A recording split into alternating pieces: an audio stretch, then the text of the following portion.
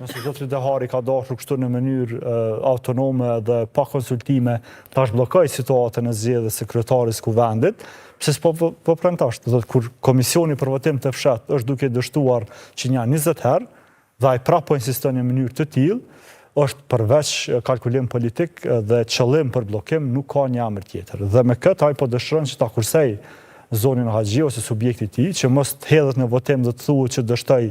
zgjedhja e zonës Albin Haxhiu për të satën herë me radhë, dhe ta kursej zotrin Glauko Njuca që dalë në foltore dhe ta bëj propozimin e njëjtë për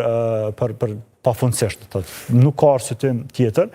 dhe duhet ai sa më parë të dalë mbi interesat e subjektit i politik, por është çështje e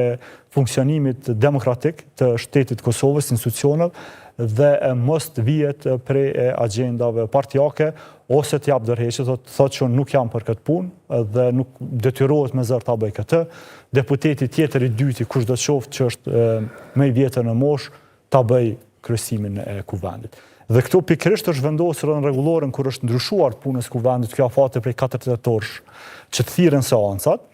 Për shkak se në aktgjykimin e vitit 2014, gjykata kushtetuese duke favorizuar PDK në atë kohë, për shkak se zonja Flora Brovini ishte kryesuese e seancës konstitutive si deputeta më e vjetër në moshë,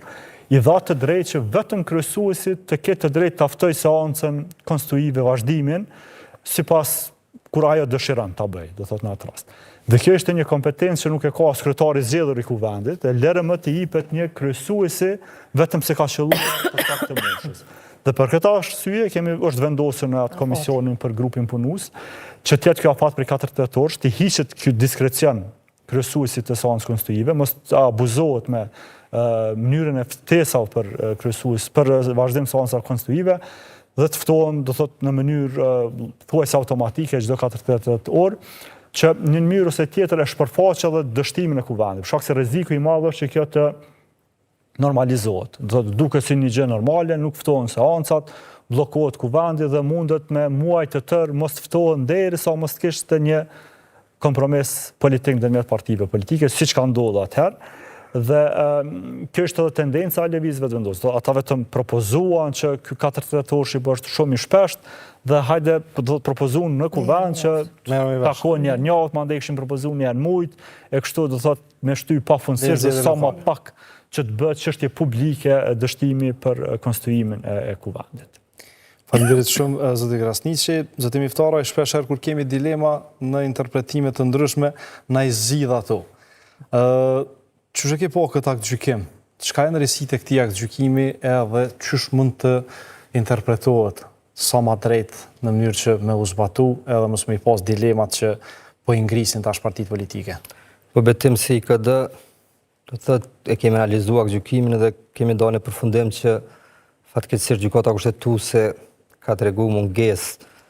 të guximit profesional në një mënyrë më adresu ose më tregu gjërat se si janë. E para kemi pa të pakuptueshme afatin për 30 ditësh që e ka caktuar,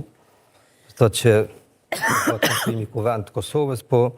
pa ndonjë pasojë, pa ndonjë sanksione se kjo nuk realizohet, nuk zbatohet në praktikë. Është pa kuptim që gjykata kushtetuese të caktojë afat, po që nëse ky afat do të thotë nuk zbatohet në praktikë, atëherë çka ndodh? Ne si me shaka në zyre e diskutuam dhe thamë një mënyrë i bie që gjykata kushtetuese ka treguar deputetëve të Kuvendit të Kosovës, këtë rast bazë të aktgjykimit kryesisht partisë që ka fituar më shumë vota ose i ka 48 deputet në legjislaturën e 9, i ka thonë marrë ju qoftë. Dhe të thotë me këto përfundon filmi. Do thotë, unë besoj që në gjykatë kushtetuese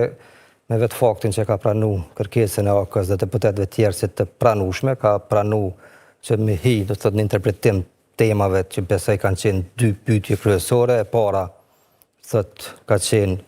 se çka ndodh nëse partia në pushtet fillon ose apozon me këtë mënyrë të veprimit tash më shumë se 39 seanca, dhe nëse nuk e ndron kandidatin, thotë se çka ndodh. E para, e dyta, unë besoj që këto gjykata kushtetuese është dashur me ofru zgjidhje të tjera praktike që nëse partia në pushtet insiston me këtë formë, insiston me të njëjtin kandidat, do të duhet që ta kufizonte në 2-3 rundet e votimit, që nëse njëti kandidat thjesht nuk i merr votat për kryeparlamentar, partia që në bazë të aktgjykimit 2014, po edhe tash që i ka fitu zgjedhjet, i takon propozimi kandidatit, do të duhet ta ndryshon te kandidatin. Pjesa tjetër është prapë do të thotë te kjo që u përmend votimi fshet, edhe këtu gjykata sikur të kishte guxim profesional, është dashur në mënyrë më taksative me tregu. Do të thotë i referohet që bazë faktit që kushtetuta, rregulloria e kuvendit nuk ka ndonjë dispozitë që rregullon këtë, ju ka referuar të thotë që këtë duhet të bëhen bazë të praktikës. Ne e dimë që praktika deri tani me pas vitit 2014 kanë qenë gjithmonë që me legislaturën e re, është kryetari i kuvendit të legislaturës së mëhershme, do të thotë takon përfaqësuesit e partive politike, përgatitës skenari dhe ai skenar pastaj i dorëzohet në këtë rast sekretarisë së kuvendit, e cila do të thotë me kryesuesin në këtë rast me deputetin më të vjetër, një mënyrë i përmbahet atij skenari. Dhe në ai skenar do të thotë nuk mund të dilet, sepse kryesuesi i seancës në këtë rast zoti Dehari nuk mund të qes rregullat e reja, nuk mund ta interpretoj kushtetutën sipas qefeve të tij. Kështu që do të thotë këto janë dy tema pse që gjykata kushtetuese edhe pse në mënyrë të tërthërt në një mënyrë i ka shpjeguar, kemi thënë dhe përsërisim ka pas mungesën e kuzimit profesional të thotë gjëra do të thotë në mënyrë të drejtë, sepse nuk gjykimi i gjykatës kushtetuese nuk është një marrëveshje mes dy shteteve ku përdoret gjuhë ambiguitet, dy kuptimësi që vendosja ta interpretoj sipas qefeve të vet, parti tjera sipas qefeve të veta. Kështu që këto janë dy pika pse që gjykata kushtetuese është dashur me sqaruar, më thonë në mënyrë taksative, në mënyrë që në stat ku e pa një interpretim nga shumica e deputetëve të lëvizjes vetëvendosur që fatkeqësisht mund të thonë që shkuan kundërshtim me krejt frymën e aktgjykimit, po që në një mënyrë do të thotë po e mbajnë këtë debatin publik, në një mënyrë duke besoj më shumë duke publikuar të pavërteta se sa me ato që reflektojnë do të thotë me realitetin që e kemi sot pas këtij aktgjykimit të fundit të gjykatës kushtetuese. Tha Alberti shumë mirë, sot organizatat e shoqërisë civile dolën me një reagim, pse ai reagim i ka sqaruar shumë gjëra, duke përfshirë edhe me abuzimin apo instrumentalizimin që është duke u bërë vetë zotit Dehari, fatkeqësisht Ineti po pranon që të instrumentalizohet nga partia që ka fituar me së shumti vota, u përmend shumë mirë që kur është hartuar kushtetuta ose në bazë të asaj që ka thënë aktgjykimi i gjykatës kushtetuese, është menduar se seancën ta udhëheq një deputet i cili ka pjekuri politike, i cili ka integritet për shkak të moshës, për shkak të përvojës së tij, për shkak të asaj që në një mënyrë dëshiron, sepse duhet